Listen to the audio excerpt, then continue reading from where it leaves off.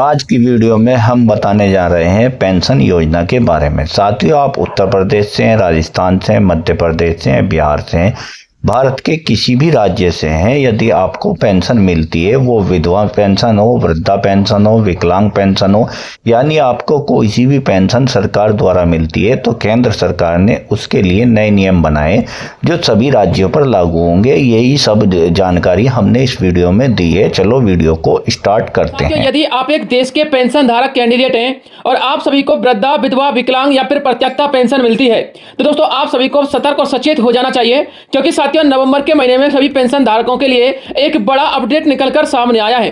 साथियों 6 नवंबर 2025 से पेंशन योजना के अंतर्गत 6 नए नियम लागू होने वाले हैं, जो कि साथियों प्रत्येक पेंशनधारी को पता होना चाहिए। भले ही साथियों आप लोग मध्य प्रदेश के पेंशनधारियों, उत्तर प्रदेश, बिहार, झारखंड, राजस्थान यानी कि अन्य किसी भी राज्य के पेंशनधारियों, साथियों जो नियम आए हैं वो केंद्र सरकार की तरफ से बताए गए हैं, यानी कि आपको इन नियमों के बारे में पता होना चाहिए, अन्यथा साथियों आपकी पेंशन बंद भी हो सकती है या फिर साथियों आपको पेंशन संबंधी किसी भी प्रकार की समस्या आ सकती है।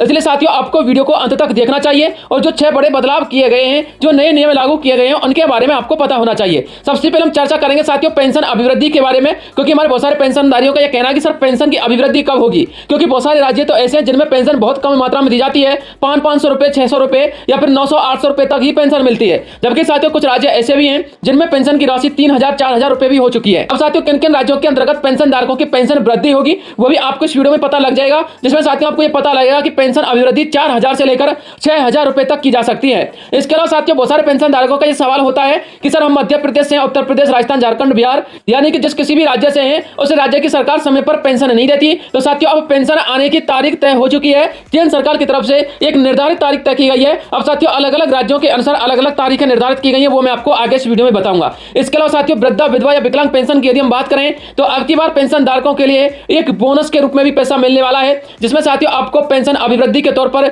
यदि आपको 1000 रुपए मिलते हैं तो दोस्तों उसमें आपको 5% से लेकर 15% की वृद्धि के साथ पैसा मिलेगा, और यदि साथियों आपको 2000 से 3000 रुपए मिलते हैं तो उसमें भी आपको वृद्धि के साथ पैसा मिलेगा। लेकिन साथियों अपडेट क्या है, पूरा डिटेल समझने के लिए आपको वीडियो को अंत तक देखना होगा। चलिए साथियों वीडियो को शुरू करते हैं और एक एक स्टेप को अच्छी प्रकार से समझ लेते हैं।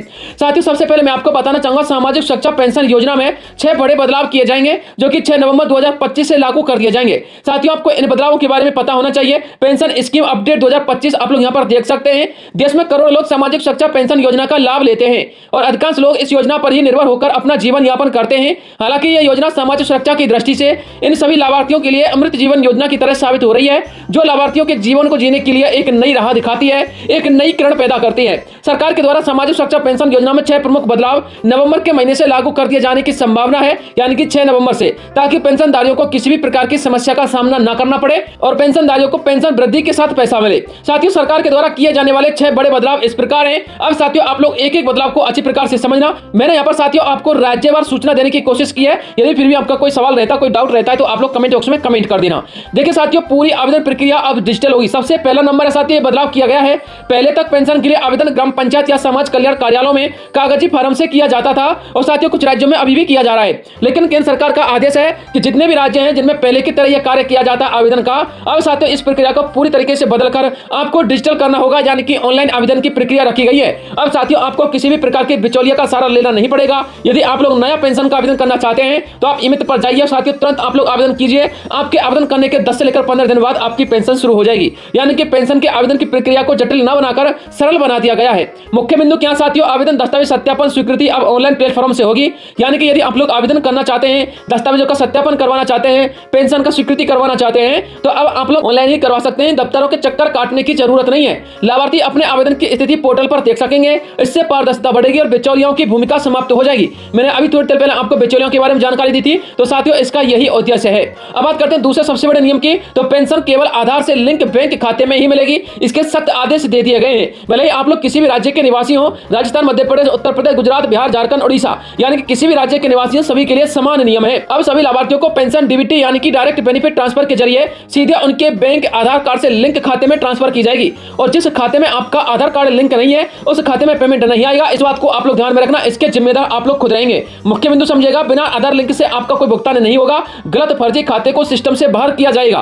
पेंशन आने की प्रक्रिया पारदर्शी और ट्रेस करने के लिए योग्य रखी जाएगी, यानी कि आप लोग ये तय कर सकते हैं कि आपकी पेंशन कब तक आएगी, पेंशन आने की प्रक्रिया क्या है, आपकी पेंशन का पैसा ट्रेजरी ऑफिसों तक पहुंचा या फिर नहीं पहुंचा है, कौन से स्तर तक इस महीने का पेमेंट आ चुका है। इस प्रकार से भी आप लोग ट्रेस कर सकते हैं। ऐसी भी सुविधा डिजिटलीकरण में की जाएगी। इसके अलावा साथियों, तीसरा सबसे बड़ा नियम, पुराने पेंशन कार्ड अब मान्य नहीं रहेंगे। जी हां साथियों, पुराने हस्ताक्षरित या फोटोग्राफ वाले जो कार्ड थे, अब उनको स्वीकार नहीं किया जाएगा। इनकी जगह पर डिजिटल कार्ड या फिर QR कोड आधारित कार्ड और प्रमाण पत्र जारी किए जाएंगे। आप लोग यहाँ पर पढ़ सकते हैं, सभी पुराने कार्ड निरस्त होंगे। नया डिजिटल पेंशन कार्ड मोबाइल या फिर पोर्टल से डाउनलोड किया जा सकता है। इससे फर्जी लाभार्थियों की पहचान तुरंत हो सकेगी और साथियों उनका पेंशन बंद कर दिया जाएगा जो कैंडिडेट फर्जी लाभार्थी होंगे। चौथा सबसे बड़ा अपडेट है साथियों, हर वर्ष भौतिक सत्यापन होना अनिवार्य है।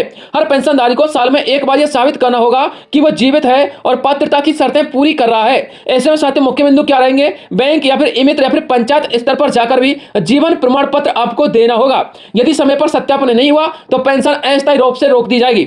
इससे मृत या अपात्र व्यक्तियों का भुगतान तुरंत रुक जाएगा। यानी कि जब आप लोग वेरिफिकेशन करवाएंगे हर 6 महीने में या फिर हर 1 साल में, तो साथियों आपके वेरिफिकेशन में पता लग जाता है कि व्यक्ति मृत है या फिर जीवित है। यदि व्यक्ति पेंशन का सत्यापन नहीं करवाएगा तो उसको मृत समझ करके उसकी पेंशन रोक दी जाती है। ठीक है ना। इसलिए आप लोग ध्यान में रखना, किन्हीं किन्हीं राज्यों के अंतर्गत इस पेंशन सत्यापन को हर 6 महीने में किया जाता है, लेकिन कुछ राज्य ऐसे हैं जिनमें इस सत्यापन को हर साल किया जाता है। और साथियों राजस्थान राज्य की बात करें तो राजस्थान राज्य में तो दोस्तों हर 3 से लेकर 4 महीने में सत्यापन की प्रक्रिया शुरू हो जाती है। आपको भी पता होगा, जुलाई में भी सत्यापन किया गया था और अब साथियों नवंबर दिसंबर में फिर से सत्यापन शुरू हो चुके हैं।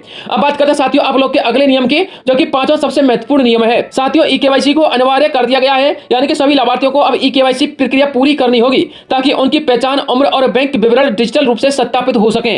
मुख्य बिंदु क्या है, OTP यानी कि बायोमेट्रिक के जरिए आसानी से ई-KYC हो सकेगी। ई-KYC पूरी होने के बाद ही पेंशन की स्वीकृति दी जाएगी।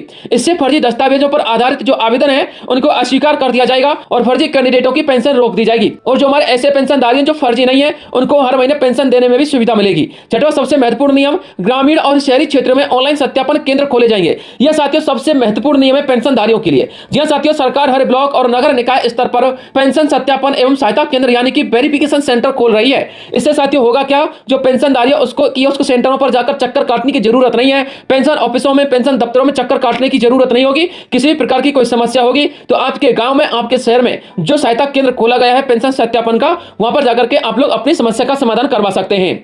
आप लोग मुख्य बिंदु में पढ़िएगा, आवेदन, ई-KYC सत्यापन और शिकायत निवारण की सुविधा एक जगह पर रखी जाएगी। ग्रामीणों को बैंक या फिर जिला मुख्यालय जाने की जरूरत नहीं पड़ेगी। शिकायतें और अपडेट्स स्थानीय स्तर पर ही सुलझाए जा सकेंगे। इसलिए साथियों पेंशन धारकों के लिए ये सबसे महत्वपूर्ण कदम उठाने जा रहे हैं। अब साथियों 7वां सबसे महत्वपूर्ण अपडेट, पेंशन आने की तारीख तय कर दी गई है। जी हां साथियों, अब पेंशन हर महीने की तारीख 1 से लेकर 5 तारीख के बीच में सीधे बैंक खाते में जमा की जाएगी। साथियों ऐसा इसलिए किया गया है क्योंकि जब पेंशन धारकों को महीना शुरू होने के साथ पेंशन नहीं मिलती है तो ये महीना पूरा होने तक वो अपना खर्चा कैसे चलाएंगे। इसलिए साथियों महीने का जो पहला सप्ताह रहेगा या फिर महीने की 1 से लेकर जो 5 तारीख तक रहेगी उसके अंतर्गत पेंशन धारक को पेंशन का पैसा पहुंचाना जरूरी है।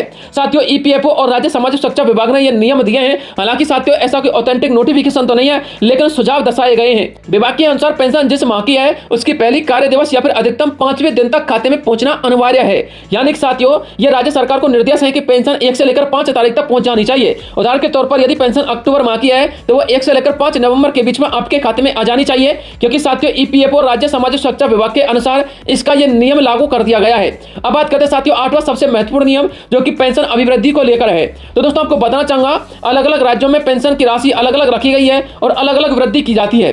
सबसे पहले आप लोग यहाँ पर पेंशन में राज्यों का विवरण देखना और वृद्धा, विधवा एवं विकलांग पेंशन राशि कितनी मिलती है वर्तमान में पेंशनधारियों को, राज्य भर मैंने यहाँ पर डिटेल बताया है।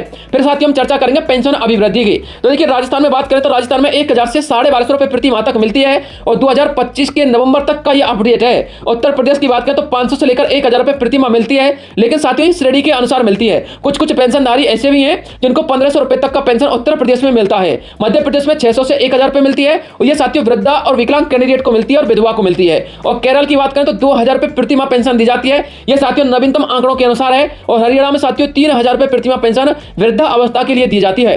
और दिल्ली की बात करें तो 2000 से लेकर 2500 रुपए प्रति माह पेंशन दी जाती है। यह साथियों उम्र वर्ग के अनुसार मिलती है, यानी कि 75 साल से यदि आपकी अधिक उम्र है तो साथियों दिल्ली के अंतर्गत आपको 2500 रुपए से अधिक का पेंशन मिलेगा। और साथियों ये जो बड़ा अपडेट आ रहा है ना पेंशन अभिवृद्धि का, यह साथियों राज्यों के अनुसार होगा, यानी कि राजस्थान राज्य में पेंशन अभिवृद्धि 1 अप्रैल 2026 से लागू होने की संभावना है, जिसमें साथियों 200 से लेकर 300 रुपए तक की वृद्धि होगी, यानी कि 1250 से लेकर 1500 रुपए तक का पेंशन अमाउंट राजस्थान राज्य के अंतर्गत हो जाएगा। उत्तर प्रदेश में भी वृद्धि होगी, मध्य प्रदेश, केरल में भी होगी और साथियों हरियाणा के अंतर्गत भी 3000 से 4000 रुपए होने में इसमें अब ज्यादा समय नहीं है। हरियाणा में भी जल्दी ही पेंशन वृद्धि हो जाएगी। इसके अलावा साथियों दिल्ली की बात करें तो दिल्ली में भी पेंशन वृद्धि होगी, लेकिन साथियों अब दिल्ली में विधानसभा चुनावों के समय ही पेंशन वृद्धि हो सकती है, क्योंकि कोई भी राज्य सरकार अपने मतदाताओं को लुभाने के लिए इस प्रकार की योजना में मॉडिफिकेशन करती है। तो दोस्तों ये बड़ी अपडेटें आ रही थी राजस्थान की पेंशन योजना को लेकर। जो भी अपडेट थी वो मैंने आप लोगों के सामने रख दी है। यहाँ पर साथियों हाल ही की स्थिति आप लोग अलग अलग राज्यों के अनुसार देख सकते हैं। साथियों आज की जानकारी आपको कैसी लगी? यदि जानकारी अच्छी लगी हो तो वीडियो को लाइक करें, शेयर करें और चैनल को सब्सक्राइब करें और इसी तरह की इन्फॉर्मेशन